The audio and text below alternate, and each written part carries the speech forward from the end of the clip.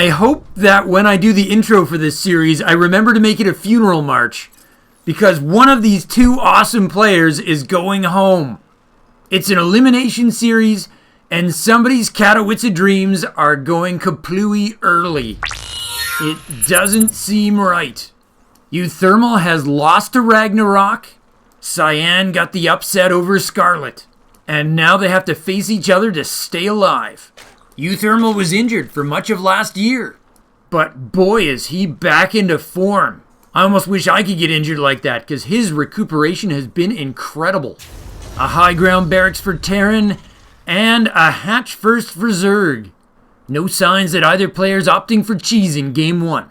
But let me tell you, when I travel up north into the cold, there's only one kind of undies that I like to wear, and that's uThermal! Current world rank 29. Though let's be honest, mine have pink polka dots and do not look nearly as studly. Anyways, it's hard not to love uThermal because he's done so much for the Starcraft community in terms of content production. And he makes his replays available, so what's not to love? Extractor pool for Zerg at the usual timing. The barracks is gonna finish up. The rally point suggests he's gonna make himself a Reaper and go scout with it. Well, that used to be absolutely standard. It's somewhat less common today. And rather than wait for that Reaper to finish, uThermal's going to be safe and send an SCV. He wants to make sure that that second hatch is being made. At the same time, he will queue minerals for his own second. He'll put down a command center at his natural. And as he does so, he's got to be thinking about what happens when he faces this particular Zerg opponent. The rivers of blood don't just run red, they run Scarlett! Current world rank 39. uThermal has timed his SCV scout perfectly. He spots the completion of that hatch. It's going to be double queen for Ling.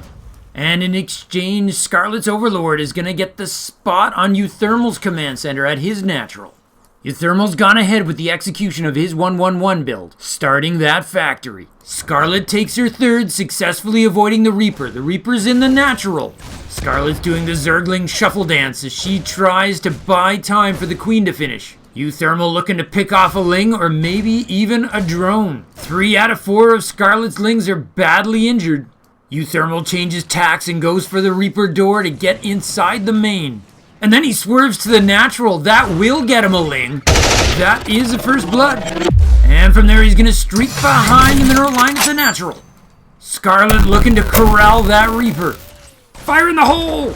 It's annoying, but that KDA charge does very little damage. Oh, but now the wolves are encircling that Reaper. Where can he go to escape to? Nowhere! Scarlett gets revenge. She'll take that trade all day long. Though Thermi does get the scouting info he wants. He goes ahead and makes that starport, but also a third command center. He knows that Scarlett's going for an econ build. Conversely, Scarlett has no idea what's going on in uThermal's main. She has not elected to sack an Overlord or go for the Overlord speed upgrade. uThermal's got a Marine guarding against it, but nobody's actually trying to come in. Instead, Scarlett's getting Ling speed. Oh, a tech lab going up on the barracks now. It's possible that's being prepared for a donation to the starport. uThermal's got a lone Hellion. He's making 2 more.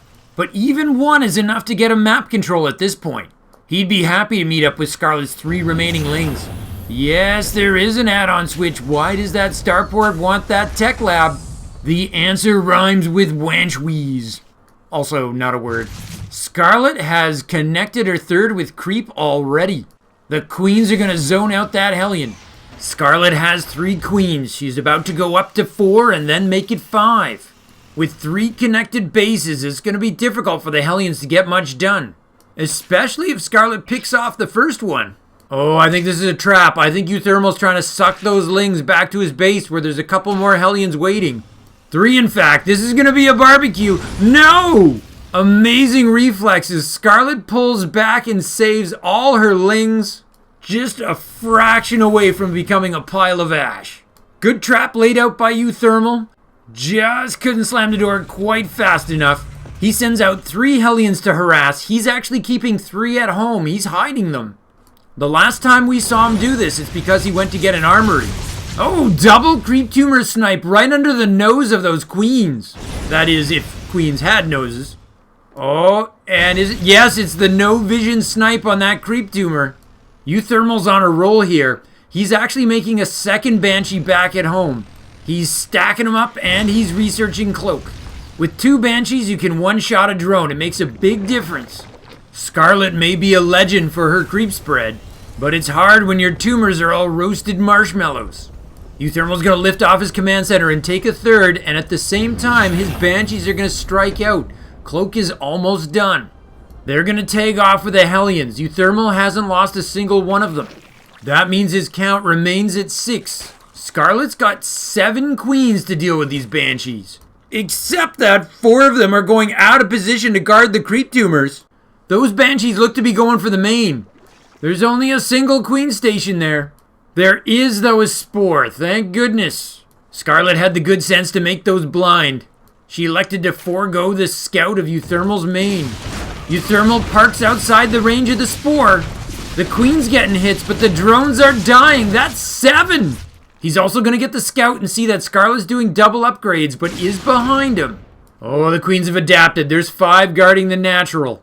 uThermal's going to swing back to the main. Scarlett's making a dozen lings, and now she's making overlord speed. She's got to be wondering what exactly is uThermal up to. In the meantime, though, with her lair done, she's going to go ahead and make a spire and get baneling speed. uThermal saw neither, but he may be able to guess. Oh, it gets another tumor. I say he may be able to guess because Scarlett's so well known for a mutiling bane. He hasn't seen a roach. Meanwhile, with both his Banshees safely returning home, uThermal already has stim and he's making combat shields. I thought he was going to mech for a little bit there, but no, it's bio, tank bio. Although he is making that armory. He's kind of doing the full combined arms army thing here. I love it. It's so hard to micro that, but it's even harder to get a compositional counter against it. Scarlett sneaking her lings down the right-hand side of the map. She may be anticipating uThermal pushing out, and if he does, she'd love to sneak her ling force inside at that moment. We've definitely seen her pull that trick before. The Overlord's going to give Scarlett vision of everything that's going on at uThermal's front door. He hasn't taken any steps to chase that Overlord out. And he is indeed looking to push out. He's finished 1-1. His window of upgrade advantage will be pretty short though. Scarlett's 1-1 is right behind it. But I think the advantage that Scarlett is after is the element of surprise. Here she comes. The door's open. Oh, uThermal with the close at the last millisecond. And he kept his Hellions back. Scarlett loses 3 lings in the attempt. A terrific defense by uThermal considering he's actually on the attack right now. Scarlett's lings racing home, hoping they can still be a factor.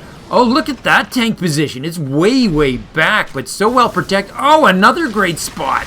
Oh, uThermal's pulling a Beyond here, putting his tanks in excellent positions. So hard to kill those tanks. Fortunately, Scarlett's gone for mutas. She knows the importance of getting that tank, even if she loses a muta or 2. That tank's value in that spot was multiplied by a factor of 3. Scarlett has stopped droning at 77. She needs more lings and more mutas, and she's making both. Seeing the mutas, uThermal's making turrets back at home. I don't think Scarlett knows about that second tank, though. Fortunately, it's unsieged. And here comes the Hellbat surprise. The lings evaporate, and that means the Marines can get their splits on the banelings. And Scarlett gets a poor exchange. uThermal happy to face Scarlett's banelings off creep. The trophy's gonna be Scarlett's 5th base. That's forfeit. And maybe the 4th as well. The queens are fleeing from that triangular 3rd. The drones have been evacuated. It is a sack.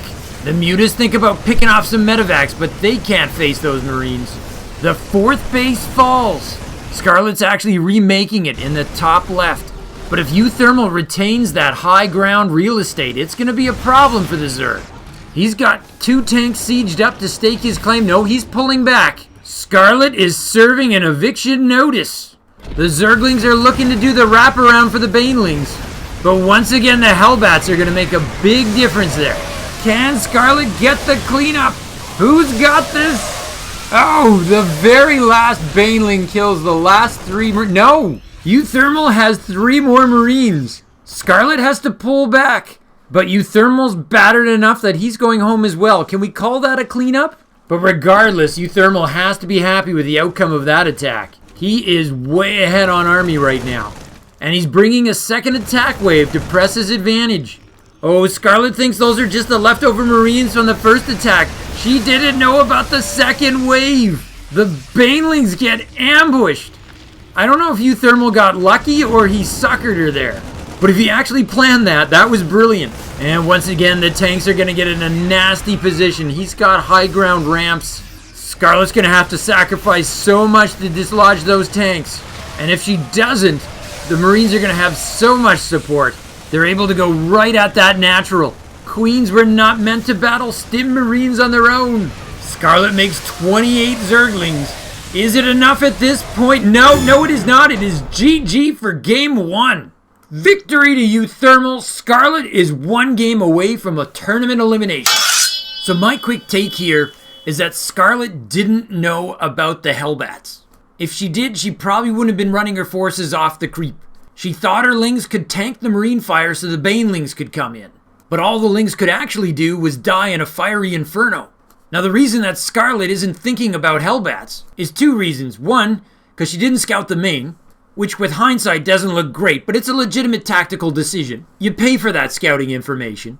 But the real reason she got fooled is uThermal held back his Hellions. He made it look like he only had 3, and you don't really expect an armory when there's only 3 Hellions. 3 is just a standard early Terran harass phase. Now those of you who follow the replays on this channel may have seen the video where uThermal pulls this stunt on Serral. If it makes Scarlett feel better, it kind of worked on Serral too.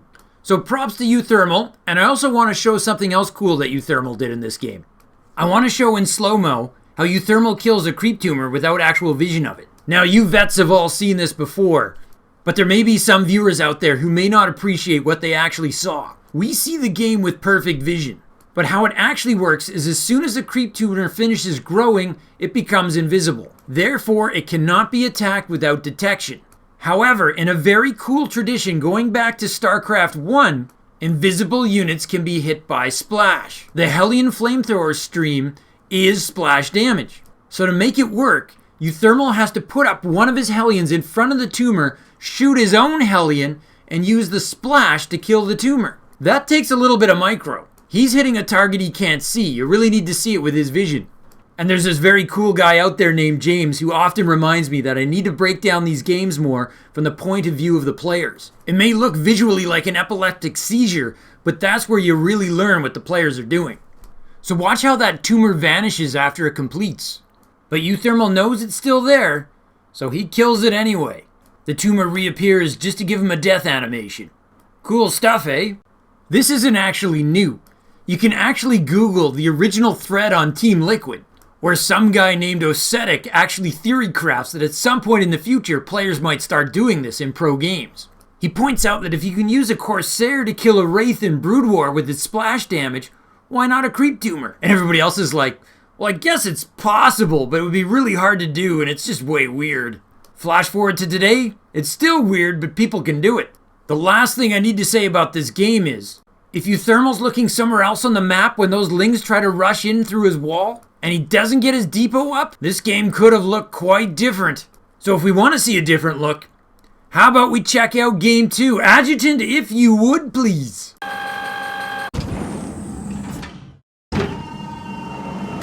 The game begins now. Scarlett now sits on the precipice of elimination. She needs a win or her season comes to an official end.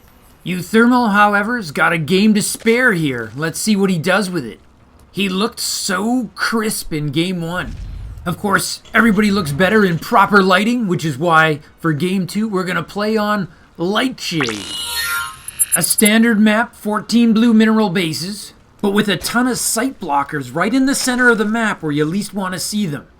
By sight blockers, I mean those tall, weedy things. No sign of special tactics from either of our players so far. We have a barracks on the high ground. Scarlett is queuing the minerals to go hatch first. You know, we talk a lot about renewable energy these days, but solar and wind seem to get all the attention. But really, folks, when are people going to get serious and start talking about uThermal? Seriously, folks, it has one of the lowest carbon footprints.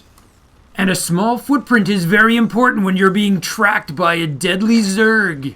For even now, the deadly Zerg prepares its extractor and spawning pool. Soon vengeance shall be hers. For she is sporting her brand new team, Shopify Rebellion. She is Scarlett!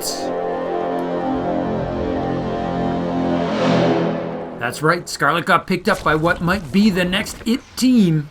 Her teammates are going to include Beyond and Lambo, and TLO is going to be the manager. It's another Reaper expand for uThermal. uThermal got the short end of the Reaper duel last game. Let's see how he does this time around.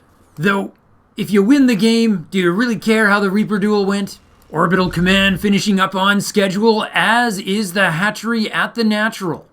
Is Thermal's SEV gonna arrive at the exact moment of the geyser yet again? Pretty close! It's gonna be 2 queens and 4 lings for Scarlett once again. I almost said Cyril, because that's what he always does. uThermal follows through with a single marine and starts up that factory.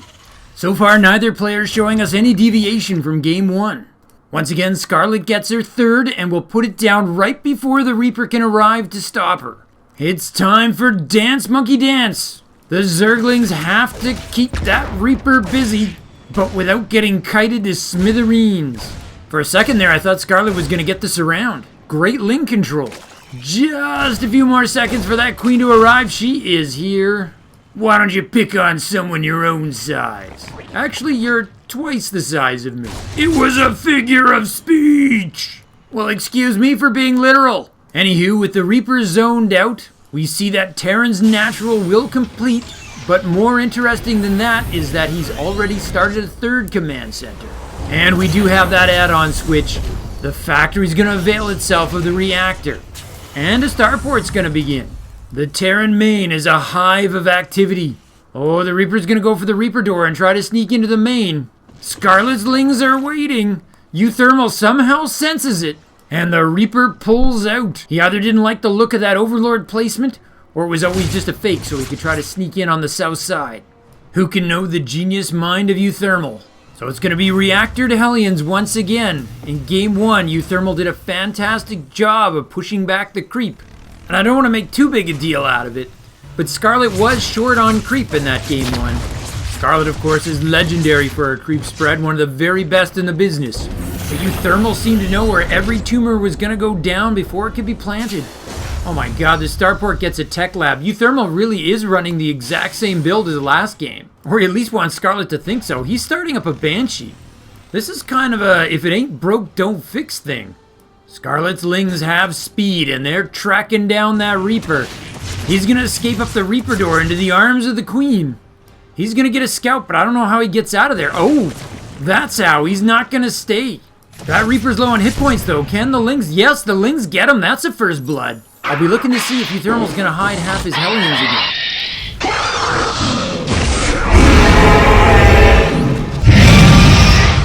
He totally is.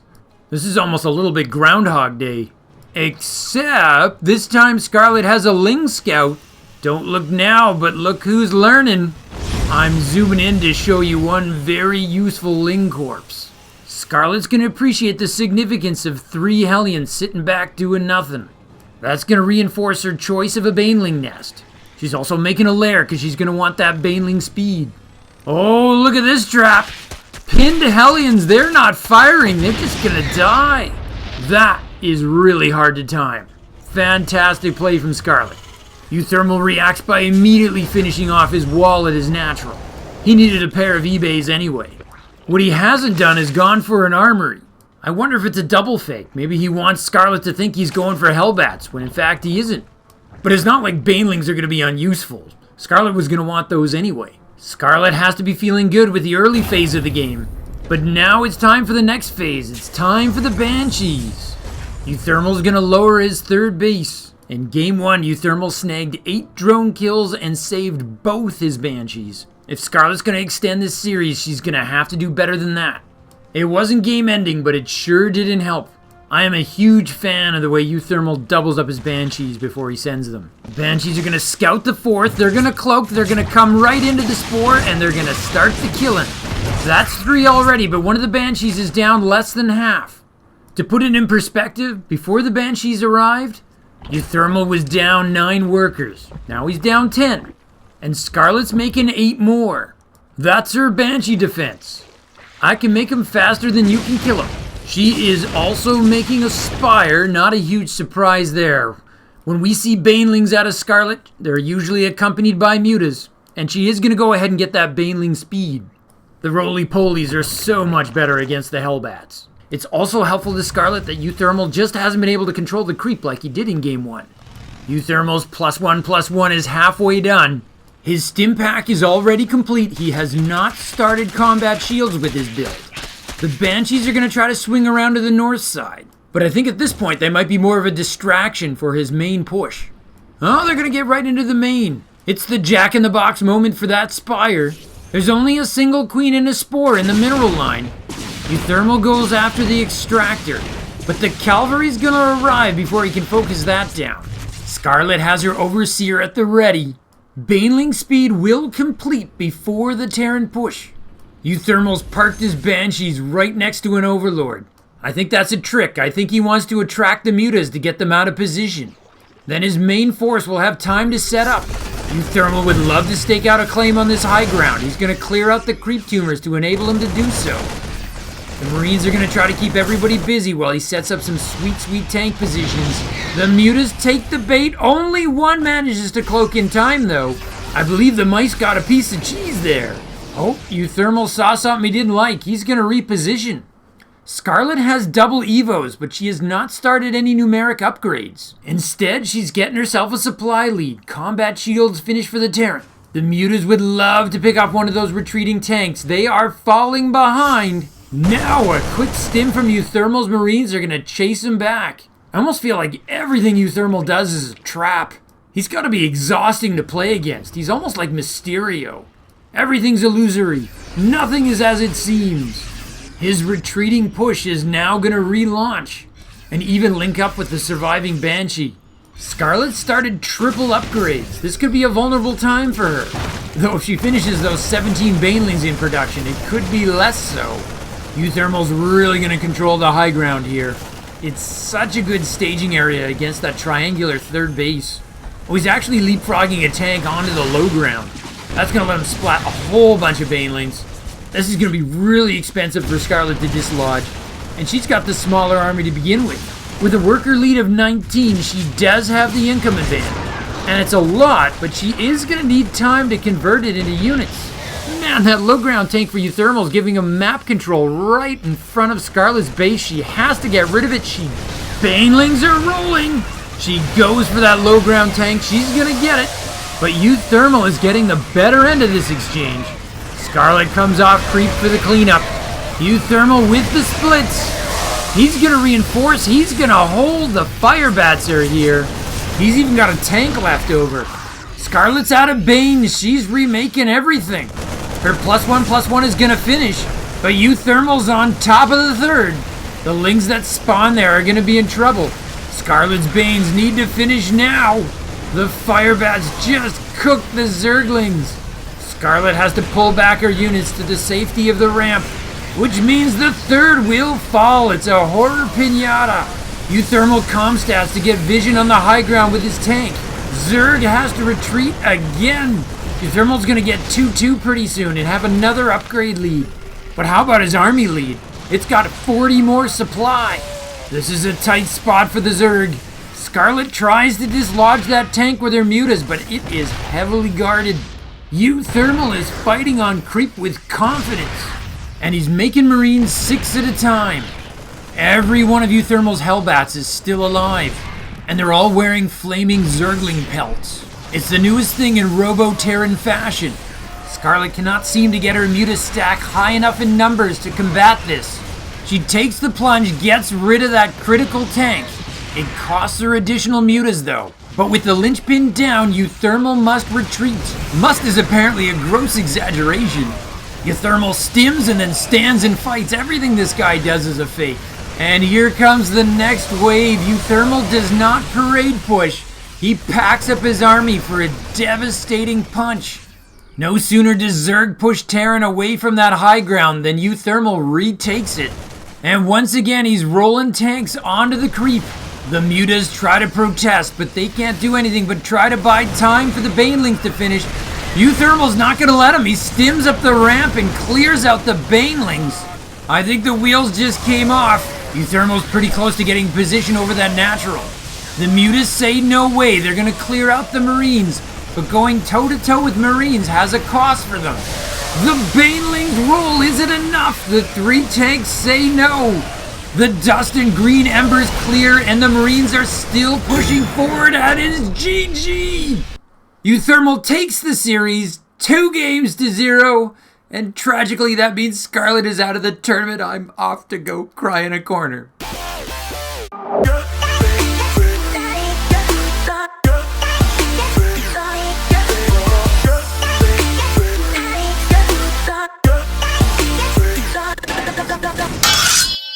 I will not be casting any more Scarlett games, but I am kind of pumped about the news about her new team.